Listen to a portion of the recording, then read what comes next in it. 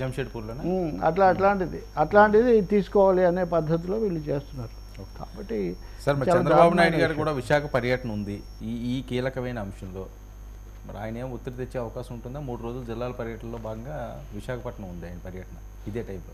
చంద్రబాబు అయినా ఇంకొక తెలుగుదేశం నాయకుడైనా ఇప్పుడు పల్లా శ్రీనివాసులు గారే మాట్లాడలేదు కదా, ఆయన స్వయంగా ఇంతకుముందు స్థాయి వేరు. నేను అంటుంది అధ్యక్షుడు నిరాహార దీక్ష బాధితుడు, నేను అంటుంది ఇప్పుడు మీరు నేను ఏదో అయ్యో దేంతో మాట్లాడుతున్నాం. అందుకని ముఖ్యమంత్రులు కేంద్ర మంత్రులని నేను చెప్పడం లేదు. రాజకీయ ఒత్తిడి రాజకీయమైన కోరిక కోసం ఏదైనా మామూలు మాటలు ఏమన్నా వినిపించవచ్చేమో, కానీ దీన్ని ఏదో ఆపుతాము కేంద్రం యొక్క వైఖరిని సూటిగా వ్యతిరేకించే లేదా భిన్నంగా చంద్రబాబు నాయుడు గారు ఏం మాట్లాడరండి. మీరు అది ఆయన ఇప్పుడున్న పరిస్థితుల్లో ఆయన కేంద్రంతో అనుకూలంగా ఉండాలి, కేంద్రం నుంచి రావాలి తెచ్చుకోవాలి.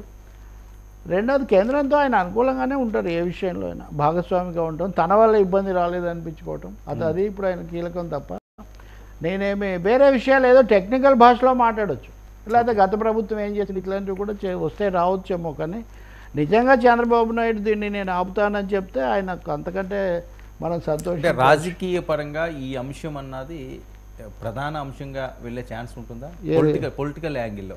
ఇది ప్రైవేట్ పరంగా అంటే విశాఖ చుట్టుపక్కల ఉత్తరాంధ్రలో మటుకు ఇది తప్పకుండా వాళ్ళకు చాలా ఇదే అవుతుంది, దాని మీద వాళ్ళకు వ్యతిరేకత ఇదంతా వచ్చేది. అయితే ఈ మాట అంటే కొంతమంది అంటారు మరి అలా అయితే ఇదిగోండి this I'm showing Financial express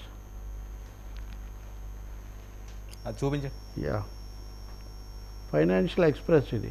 వీళ్ళు ఏం రాస్తున్నారు, RINL sale may be fast tracked Naidu support the firm's privatisation says TDP sources.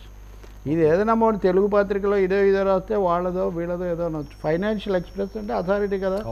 ఇది జూలై 8 నాటి వార్త. TDP యూటర్న్ అన్నది Andhra Pradesh government led by Telugu Desam party is likely to support Centre's plan for strategic disinvestment of RINL, also known as Vizag Steel. The stance of TDP, a key ally of the Bharatiya Janata Party-led government at the centre, will give the much needed comfort to the centre to proceed with the privatization plan, which has been hanging on fire for years due to lack of cooperation from the state government. Okay. అంటే ఇవి industry వాళ్ళ versions రాస్తుంటారు వీళ్ళు. State government నుంచి ఎక్కువ సహకారం లేదు కాబట్టి అట్లా ఆగిపోయింది. లేదని చెప్పడం జగన్ కూడా పూర్తిగా వాళ్ళకు మద్దతుదారే, కానీ ఏదో ఎన్నికలను ఏదో అది కొంచెం ఆలస్యం చేశారు. అది బీజేపీ కూడా వ్యూహాత్మకంగా ఎన్నికల వరకు అలా ఊరుకుంటే అది అట్లా చేస్తూ ఉంది.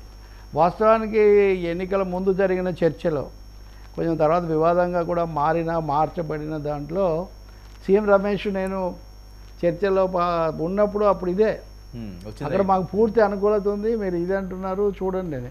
అలాగే అక్కడ ఆయన గెలుస్తాడని కూడా సర్వేలు వీటిలో కొన్నిట్లో వచ్చింది. ఇప్పుడు కూడా నేను పెట్టిన వీడియో కింద కామెంట్స్ అవి, మరి ప్రభుత్వ రంగం ఇన్ని సమస్యలు ఉన్న చోట బీజేపీ అభ్యర్థి గెలవటం. ఇప్పుడు ప్రజలు అక్కడ ఉన్న కాంబినేషన్ను బట్టి ఇంకో పరిస్థితిని బట్టి ఓట్లు వేసుండొచ్చు, ఇంకా ఏ కారణాలైనా ఉండొచ్చు, అంటే రాజకీయ కారణాలు. దాన్ని బట్టి సీఎం రమేష్ను గెలిపించింది విశాఖ ఉక్కు ప్రైవేటీకరణ కాదు, ఆపుతాడేమో అని కూడా చేసి ఉండొచ్చు. కేంద్రంలో కాస్త హుషారుగా ఉంటాడు, కేంద్రంలో పలుకుబడి ఉంది కాబట్టి ఈయన ఆపుతారేమో అని కూడా వాళ్ళు అనుకుని ఉండొచ్చు. అది జరగకపోగా ఇప్పుడు నేను మీకు చూపించా కదా, ఫాస్ట్ ట్రాక్ చేయడానికి, డిఫాల్టర్గా ప్రకటించడానికి, దాని వాల్యూ కూడా తగ్గించేయడానికి, ఇప్పుడు అమ్మకపోతే ఇంకా తగ్గిపోతుంది అనే వాదన తీసుకొస్తున్నారు. ఇప్పుడు చూడాలి మరి రేపు కుమారస్వామి వచ్చి ఏం చెప్తారో, ఆయనకు మనవాళ్ళు ఏం చెప్తారు అనేది ముఖ్యమైనది. ఆయన అయితే వాళ్ళు డిస్ఇన్వెస్ట్మెంట్ కాబట్టి ఇప్పుడు కాపాడే శక్తి ఎవరికి లేనట్టేనా ఇప్పుడున్న పరిస్థితుల్లో? 13